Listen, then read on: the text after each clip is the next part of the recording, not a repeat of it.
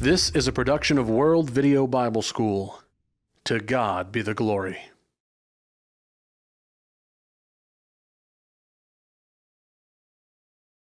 Isn't Genesis a great book? I enjoy studying it every single time I go through it. And it seems that I discover more and more each time. Isn't that true with God's wonderful Word? That the more you study, the more you learn. It makes no difference how often or how many times you study. It is still beautiful, it still enriches your life, and it helps prepare you to go to heaven. We're beginning in chapter 40 in this particular section. And we have Joseph in prison now. He's in the preferred prison where Pharaoh's prisoners go. And we're going to see here where he is going to be interpreting some dreams. The chief butler and the chief baker fall out of favor with Pharaoh, and they are put in prison under Joseph's care. And like I said before, that just amazes me. Here is a prisoner over other prisoners. He is so trusted that other prisoners are put in his care. If you look back at the traditions at this time, if somebody lost a prisoner, their life was forfeit for the prisoners. And yet here we have a slave, a prisoner, being put in the layer of command. That's a lot of faith. This man is putting his life on the line, as it were, by allowing Joseph to even be in this kind of a position. But he is. God's providence, again, is taking hold. We see in verses 5 through 8 that both men have a dream. And, of course, in prison, they've got no access to interpreters. Were there interpreters of dreams? Oh, yes. People who would interpret them. They weren't of God. Sometimes they'd be accurate, sometimes they would not. And we see that today, do we not? We have different individuals that claim to make prophecies at the beginning of every year, and it always marvels me. It always marvels me to see the headlines that this person predicts this and this one predicts this, and they list 5, 6, 8, 10 things that are going to happen in the next year. And you know, if they hit 1, 2, fine. If they hit 3 or 4 out of the 10 that are right, they think they're so great. My friend, that's still over 60% wrong. How can we put faith in people like that? But anyway, they had nobody there to interpret their dreams for them. Besides, Joseph is going to ask to hear their dreams, but what does he say? The interpretation belongs to Jehovah God. The interpretation is not going to belong to Joseph. He does not claim credit for it. He gives it to his God. He gives exactly the credit that has belonged to the right one. I have a question. How about today as we look around our societies? What about astrology? Is that still being used? People studying the stars and making predictions off of them? Absolutely. This has been throughout, it seems, all of man's history. One great religion, Zoroastrianism, for instance, is a lot based upon astrology. In fact, we have the wise men, do we not, coming to Jerusalem, and when Jesus is born or shortly afterwards, and they were Zoroastrians from what we can tell by the way they read the stars and things, following that faith, looking to those. But incidentally, that was a very unique religion in that it was very close to being the true religion, but it was not. Even though it was close, it was not God's true religion. How about horoscopes today? Often I forget and I add an extra letter into that word, and I'll say horoscopes. Horoscopes. Well, really, horoscopes are made so that you can feel good about yourself. What sign of the zodiac were you born under, and what's going to happen to you in the current day or the days ahead because of just what month or what season you happen to be born in according to all of this. Well, I remember very distinctly, I was preaching in a small town up in Iowa, state here in the United States. And I was visiting in the home of one of the members, and they had there, with their children from school, from grade school, they had the newspapers that are sent all over the nation. It's a little weekly that they send out. I think it was called Reader's Weekly or something like that. And in this, that's going to all of the children all over the United States, horoscopes. Horoscopes in there, teaching our children to look to these things as valid. Think about that. It's still very much alive today. You pick up any newspaper practically in the United States and you can go find that section and it'll tell you what's happening based upon astrology or whatever. They make those predictions and people just live by them. They believe in them. When they've got the Bible so close they could believe in it and follow it, but instead they follow these false teachings. Palm readers, are they still around? Every time I go into this small town over here called San Marcos and we go down the highway, there's a great big billboard advertising a lady who is a palm reader and she would like you to come in and have your palm read. Yeah, advertising on the side of the road, great big thing. It's probably, maybe 20 feet wide and 18, maybe 16 feet tall. Advertising, palm reading. It's still here. I'm afraid, my friends, it is still with us. All right, we're going to have the dreams now. First one is the butler's dream. I want to look at verse 9 through 11. Then the chief butler told his dream to Joseph and said to him, "Behold, in my dream a vine was before me, and in the vine were 3 branches. It was as though it budded. Its blossoms shot forth, and its clusters brought forth rich grapes. Then Pharaoh's cup was in my hand, and I took the grapes and pressed them into Pharaoh's cup and placed the cup in Pharaoh's hand." There's his dream. Joseph, with God, is going to tell him what this means. Well, he says, you're going to be restored to your former position. And that number 3 is important because it's going to be in 3 days. Now, you think about this, what's happening in 3 days? Pharaoh's having a birthday, isn't he? And this is coming. But in 3 days, this man is going to be restored. Well, the baker, he's listened to all of this, of course, and says, ooh, that was good. Let me tell you mine. I'd like to have an interpretation like that too. I want good things to happen is the idea, I'm sure, that's in his mind.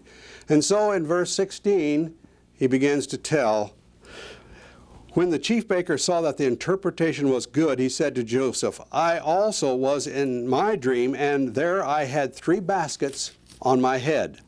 In the uppermost basket, there were all kinds of baked goods for Pharaoh, and the birds ate them out of the basket on my head. A little bit different in the dream now. And of course, Joseph has to tell him what Jehovah made known to him that it means. It means the baker is going to be hanged in 3 days. That number 3 is important again. Well, the interpretations that he gives them come true. Come true. Well, they naturally would. If God is saying what they mean, they will naturally come true.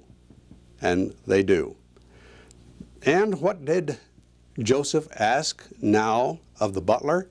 He says, when this good is done to you, please remember me and remember me to Pharaoh. Tell him about me. He wants out of that place. He doesn't want to be in that prison. But what happens? Well, you know, butler forgets. And don't we do that sometimes today? Things are going kind of rough in our life, and we say, oh. And we may even make a pledge to the Lord.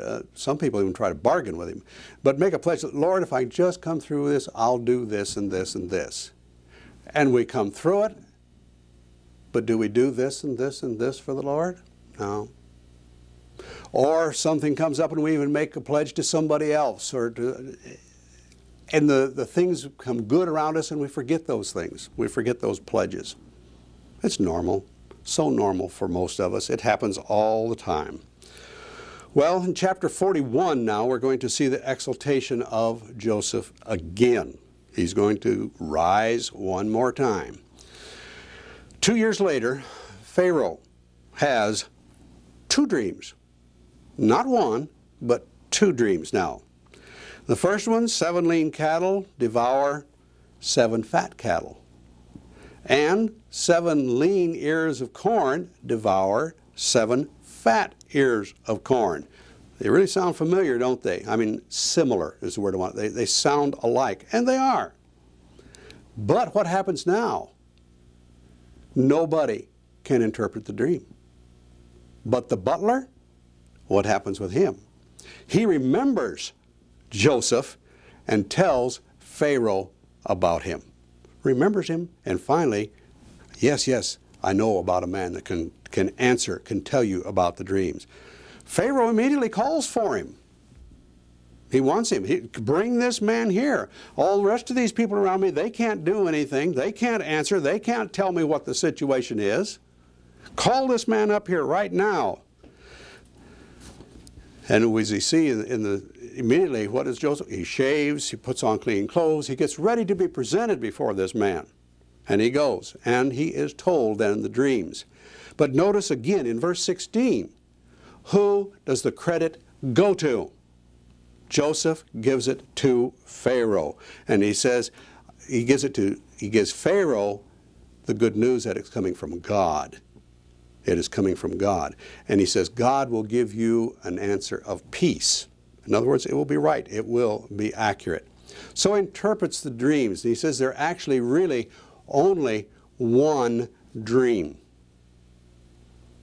Really only one dream here. One dream. Therefore, there can only be one interpretation, not 2.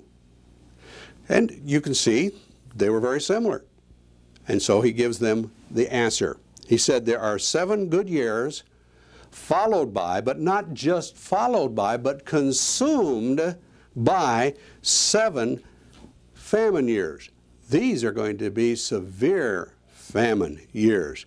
And again, why the double? Why 2 dreams? When he makes it very clear. The 2 dreams mean that it is absolutely fixed, is the word. That God has said it. This is the way it is going to be. There's no probability about it. This is going to happen just the way that it was told to you as interpreted for your dreams. Joseph does something very good at that point. He says, all right, he says, I've really told you what these mean, but I have some advice for you, Pharaoh. Can you imagine that? He's going to give Pharaoh some advice, and he does. He says, you look out now. You look out around you, and you get some wise men. He didn't say wise man, he said wise men. And let them manage this for you. Let them gather during the good years so that during the bad years you will have. Good advice. Well, again, Pharaoh operates, makes a decision, but you can see God operating in all of this too, can you not? He says, who else then but you? Joseph, you're the one. You're the one that should be doing this. Now, I wonder, did Pharaoh just make that on the spur of a moment? Or did he perhaps not know a little history about this man, Joseph? Did he possibly not know that everything had prospered, not only in the prison while he was there, but back at Potiphar's house? You see, Potiphar is a very high official too. It's very possible that he already knows about this man. And then when the interpretation comes, who else to choose but a man with this kind of ability? Here's the man. Let us use you. And so he promotes him again, where? Right up to the top. Nobody in the kingdom greater except Pharaoh in the throne. That's it. Nobody will be a higher rank than he. quite a promotion. I mean, from prison to this position. He is no longer a prisoner. In fact, really, he's no longer technically a slave. What does he do now for Joseph? What does Pharaoh do for him? Well, first thing he does is give him an Egyptian name. Changes his name, people will accept him. Zaphnath Paaneah, he names him. That's a mouthful, isn't it? But he gives him something else. He gives him a wife, an Egyptian woman. And she is, as we would say, quote, well-born. She is high up in society. So, not only did he promote him, not only did he give him an Egyptian name, but he also elevates him way up the social scale by marriage. Pharaoh is not dumb. This is a wise man. And God is using him, as he is Joseph and all the others. What is her name? Asenath. Asenath, and she is the daughter of Potipharah. He is a priest of On. Don't make the mistake of thinking that On is the name of the god. That's the name of a town. He is the priest of this town. Like you would have a priest of Austin, Texas, for instance, or you'd have a priest of some other town. The name of the god was Ra, R-A. He was a sun god. He was a priest of Ra, the sun god, but he was a priest of On. He was the priest in that town for that god. So Joseph gathers food for the famine. It's rather interesting as you read through here. He gathers it, and he gathers more, and he gathers more. Now, he's a good administrator, and obviously he's keeping records. But it comes to the point when he just quits taking inventory. The amount that he's taking is so great, there's just no keeping track of it anymore.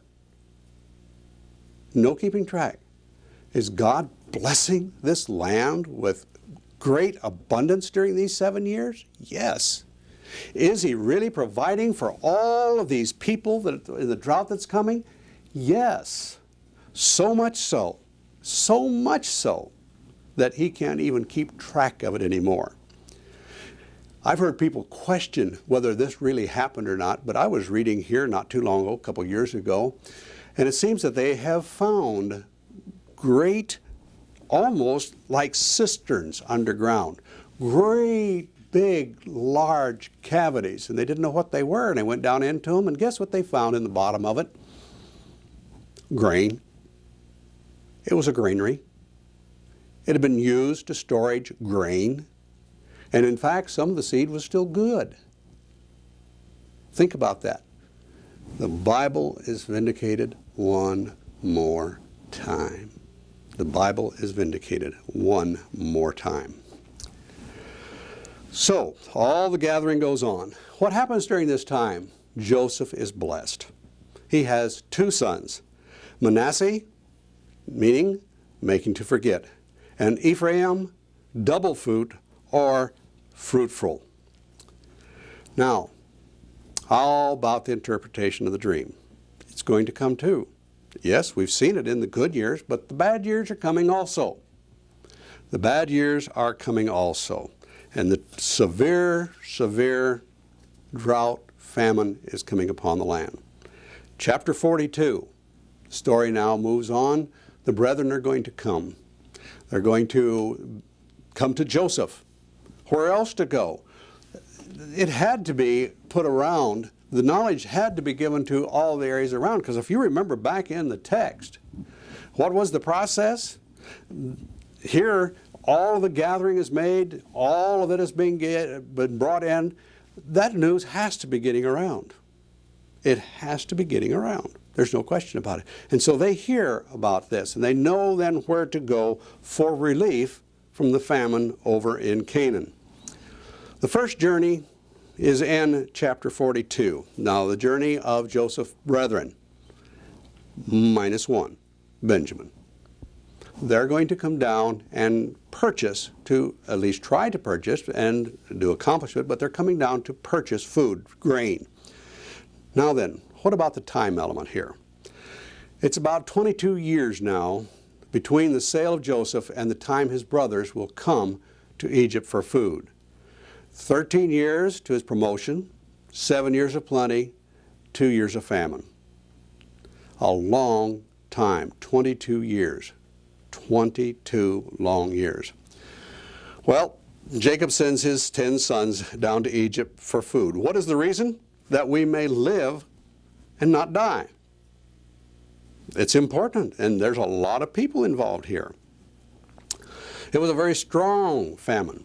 But Benjamin, he's not going to allow Benjamin to go. No. This is the last son from his favorite wife, the last one that he's aware of even at this point. And he does not want some calamity, some problem, some big catastrophe to come upon him. He says that he would go down to his grave in just grief if something would happen to this son also. He's still protective of Rachel's child. Well, they get to Egypt, and where do they buy grain? They have to go to where? To the man in charge. They have to go to Joseph. They don't recognize him, and he does not allow himself to be recognized by them. He knows who they are, but he's very wise in what he's doing in not letting them know right away who he is. He remembers his dreams. Remember those dreams where they were going to bow down to him? And even the heads of the family, not just these 10, but going back to Jacob. Yeah, he remembers this. And he sees where he is and what he's doing, and what are these men actually, what do they really physically do? They bow down before this man. They bow down before him. Well, he receives them. He asks about them, and they count themselves, would you believe, accurately to him. Accurately. The 10 that you see here, we are present. There's one at home, and one is not. They don't know they're talking to him, and one is not. They accurately tell of the sons. Well, Joseph thinks of something. He says, "You're spies." This plan comes to his mind. "You're spies. How will I know that you're not spies coming in on the land?" You know, really, that's a valid question for people coming in. Yes, they'd be coming in to buy, but they're wanting to see the land. What if somebody wanted to conquer the land? What if somebody way back up around into where Ur of the Chaldees was, well, up in that area, what if they would come down, send spies down to see if this would be a good time to attack? So, you know, really, it's not an out of the question approach that he's taking here at all. And so he says, you're spies. We need to prove you that you are spies. Why don't we just send one of you back for your brother, and we'll keep the rest of you here. We'll keep you as prisoners. Keep you as prisoners here. And send one back for that brother. Then I will know that you're not spies. Well, he keeps them in ward for 3 days. Can't you just imagine the conversation going on between these 10 men? Number one, what's happening? Number two, who will they send? You know, and all of the what ifs that are going through their minds. Now, you can see it all happening. He gives them 3 days to really get involved in their situation, to think it through. What's happening to us? What is going to happen to us? Well, after 3 days, he changes and says, one will remain behind. The rest of you go. Well, that makes sense too. All of this food has got to be taken back. Somebody's got to do it. Let the 9 do it. It's better than one trying to do it. And so he says it will be this way. Notice all this time here, they are beginning to understand that they've got problems, and what do they blame it on? At this point, they blame it upon themselves. This is what we have done, and this is God now punishing us for what we did to our brother, not knowing they were talking to him, not knowing that he was the one. They're saying this is punishment for what they did to Joseph. And Joseph all this time is speaking through an interpreter. That's right. Of course he speaks the language of the Egyptians. He has been brought up in Potiphar's house. He has been brought up in the prison. Now he's brought up in the nation. Of course he speaks the language. He learned it a long time back. So who is chosen? Simeon. Simeon is chosen to remain behind. Now what does Joseph do? Joseph restores their money and gives them extra rations for the trip. Well, as you'd expect, one of them discovers the money and fears. What is this that God has done to us? Why blame God? What about personal responsibility here? Read 42 and 21, where they first name themselves as responsible. It seems it is natural for men to look elsewhere to place the blame for their own faults and calamities. And I could have just as well said you and me in there, not them or they. Isn't that so natural? We want to look to others. I'll tell you, it's a great joy to work where I work. For that doesn't happen around here. When something is wrong and some of us has made a mistake, we just say, I made a mistake. And we go on and we correct it.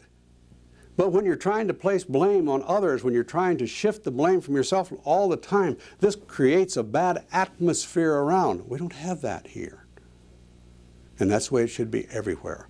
We should be able to just acknowledge when we've done wrong and then get it right.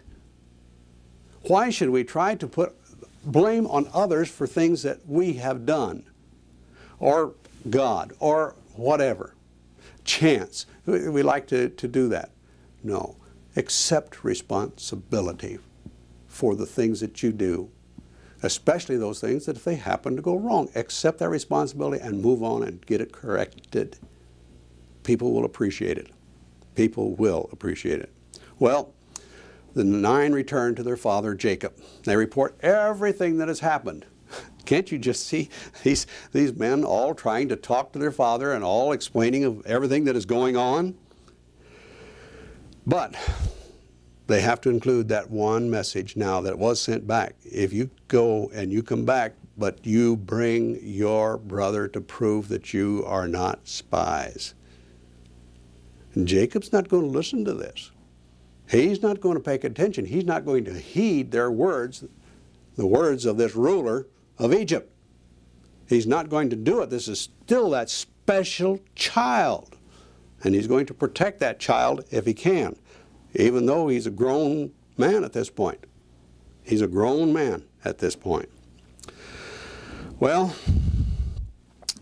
as time goes on, they're going to have to go back. But what also has happened on the way?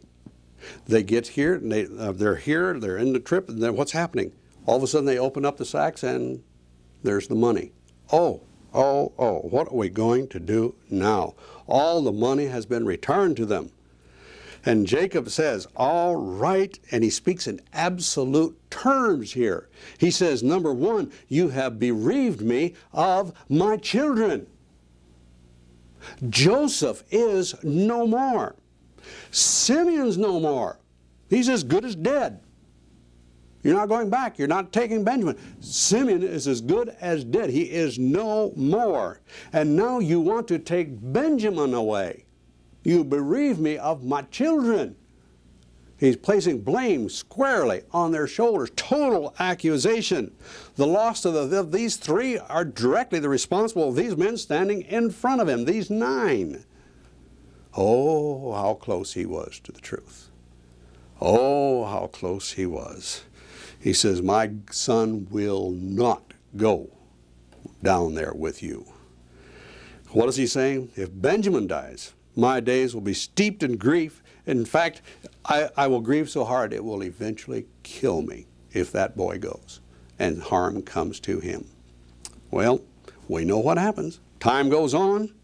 A second journey is going to have to be made, and this time with Benjamin. We see this in chapter 43. Well, Jacob struggles with this problem, but he finally decides to send Benjamin to Egypt. He sees the need for more food. And they have to remind him, that Egyptian, he made a demand on us. This young man has to return with us. And so Judah steps forward. He says, I will be surety. I will be responsible. I will take his place. I am the one that will be totally responsible. And the decision is made. But I want you to notice here that Judah, in making this decision, has put the need of the whole family up against his personal need for one son.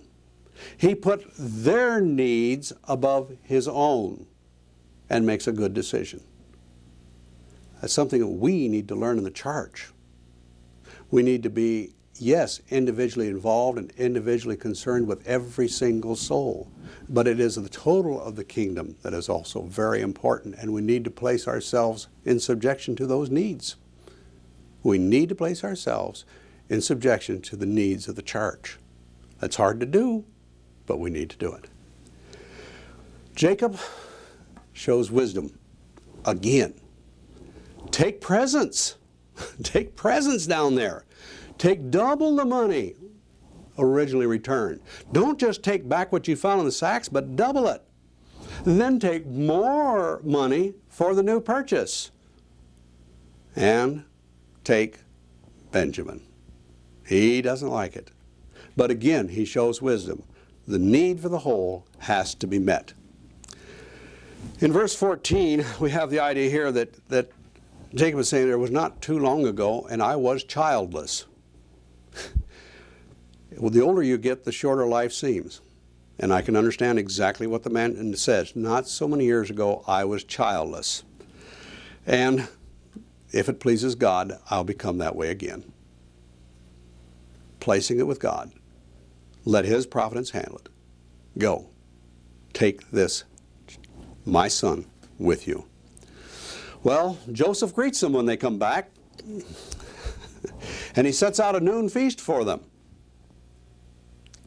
You know, that just has to concern the brothers. They've been gone some time. They just didn't go and come back. They've been gone some time now.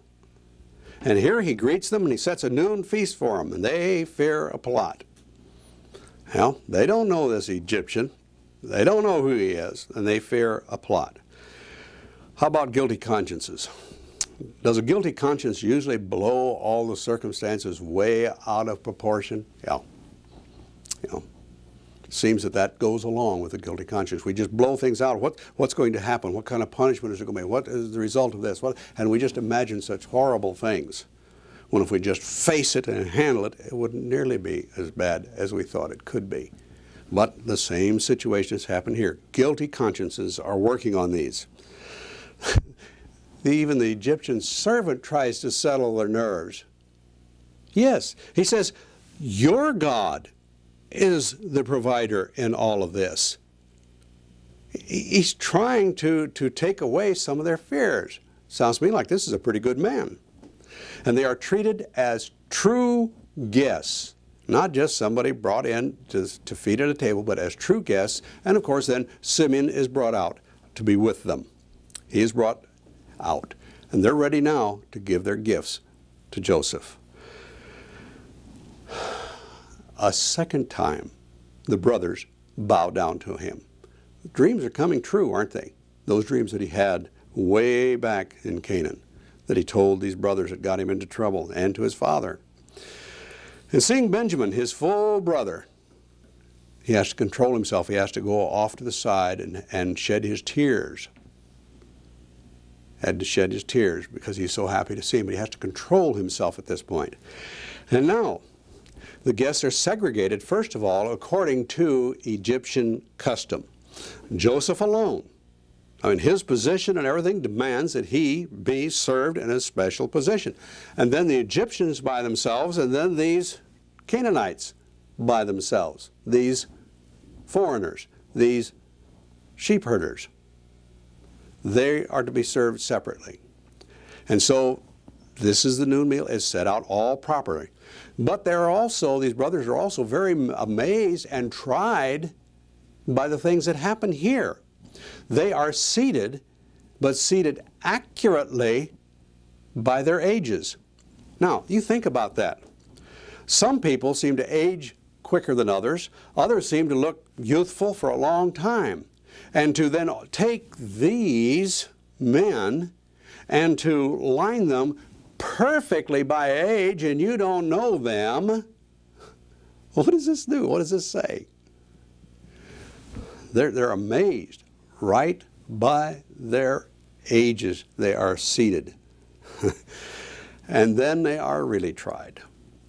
For what does he do? But he honors Benjamin more than the other. He receives 5 times their portions. He wants to see if these 10 are still jealous over Rachel's children. He wants to know if the problem is still there. Well, we know the test is successfully met. The brothers, they meet it right for once. Chapter 44. Joseph sends them on their way home, but he does 2 things. The money goes back into the sacks again. Money goes back into the sacks. This hasn't cost them anything. This is God's providence taking care of them all the way around. God takes care of them, and Joseph is his instrument. So he puts the money back in their sacks, but he puts his silver cup, his personal cup, into Benjamin's. Another plot coming here. Something else is happening. So, under instructions of Joseph, the steward catches up to him after they've been on the way, and he accuses them of stealing. He says, "How could you, after you have been received the way you have, and after your money has been given back to you, and he has been so gracious to you, how could you mistreat all of this by being a thief in his house? How could you do this thing?" That's a real good question. How could they do it? Well, they react, quite frankly, as innocent men. They react as innocent men. They claim their innocence. They'd already returned the previous monies. Oh, would we as thieves do that? Would we return the monies that were already given to us that was found before? And if there is one guilty here, let him die. Let him die. Now that's not the comment of a guilty person. And the rest shall be what? Slaves. Why, this includes Benjamin. They're very sure that they are innocent, aren't they? They are, in fact, innocent. But they're just going to appear that way. Do you notice again now? This steward has some authority. He changes the agreement. Only the guilty one then is going to be bound. And what does he do the search? From the oldest to the youngest again. And you know their confidence is being built. 1, 2, 3, 4, 5, down to 10. Their confidence is being built that we are innocent. And then Benjamin's. Then Benjamin's sack. And there it is. And they show the traditional way of grief, that they rent their clothes, but they keep their vow and return to the city. They keep their vow and return to the city. Joseph confronts them. He confronts them with the situation. And Judah speaks up for the group. And he confirms the original pledge that they'd made if they were guilty. But Joseph refuses and says, "No, my steward has changed it. He represented me. This is what I will stand by. This is the one that he is going to stand by." And we find now a speech worthy of the ancestor of our Savior. Judah requests a private audience with Joseph. He retells the whole story. Joseph hears that he is torn to pieces for the first time. Judah indeed fears for his father's life, and Judah sacrifices himself freely for Israel. Is his descendant going to do that? Is his descendant going to sacrifice himself for all Israel, all spiritual Israel? Those that were of physical Israel and obeyed, did the blood of Christ pay for them? Yes. Did it pay for all those in the patriarchal system? Yes. Does it pay for all of us in the Christian system? Yes. One man giving himself for spiritual Israel. And here we have his ancestor, Judah, offering himself as the sacrifice. Take me. I will take his place. I will not hurt my father. I will not disobey him. Take me. Release him. We have a wonderful Savior, don't we? We have a wonderful God who loves us enough that he takes care of us and provides a sacrifice for us. Next time we'll come back in on chapter 45, where Joseph reveals himself then to his brethren. See you then.